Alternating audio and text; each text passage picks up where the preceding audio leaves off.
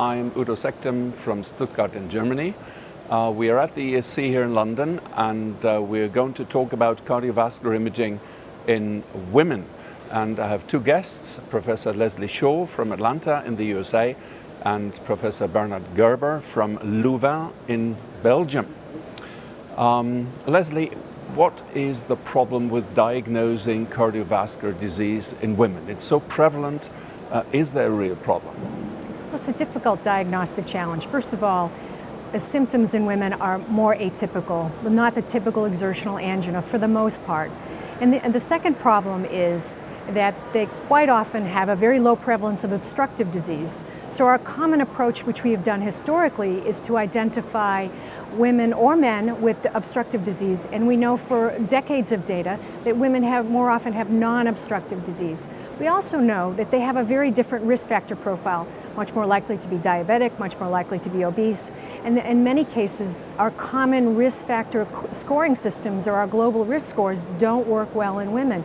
And therefore, we're left with a real diagnostic challenge as to how do we diagnose cardiovascular disease or coronary disease in women, and that's where cardiovascular imaging comes into play. Okay, talking about cardiovascular imaging, we have new devices. We have, well, sort of new devices. We have MRI, we have coronary CTA now.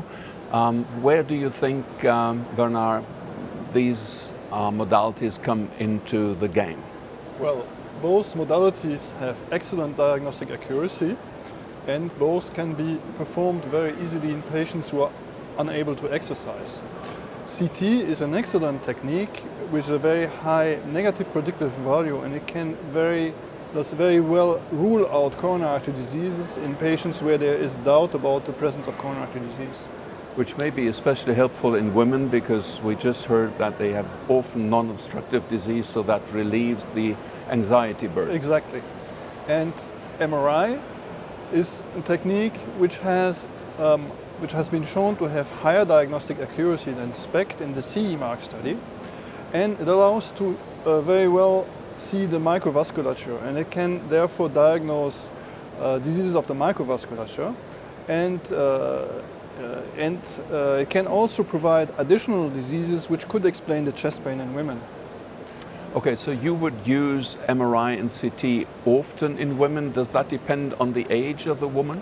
It would probably depend on the age and the symptoms of the women. When they have very low symptoms, the prognosis is, and low risk, the prognosis is excellent, and they probably don't need any investigation. But with women which have intermediate risk for having disease and which might have not such a good prognosis, it could be the ideal techniques to avoid overusing invasive catheterization in these patients. Which is important.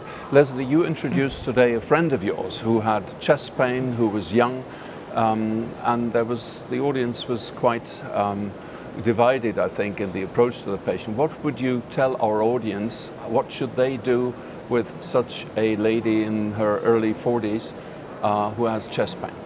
Well, I think our approach, and one of the challenges with the young women, is that we really don't have a lot of data on what to do with them.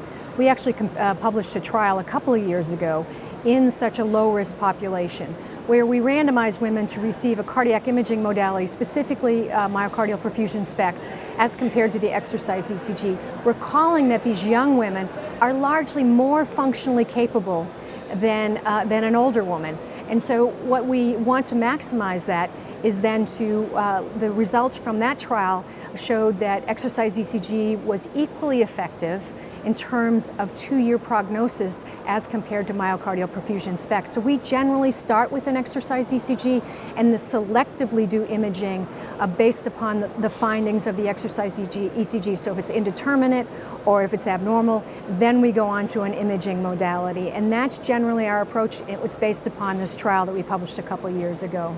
And invasive only for selected cases? Only for selected cases. So thank you very much. I would like to summarize very briefly. Cardiovascular disease remains an important topic in public health. It is not easy to diagnose, but with new imaging approaches selectively used, we may improve on that. In young women, it is advisable to keep the diagnostic profile low because the prognosis is very good. And finally, we can be consoled that despite the fact that women have a lot of cardiovascular disease, they still, on average, live 5 years longer than men. Thank you.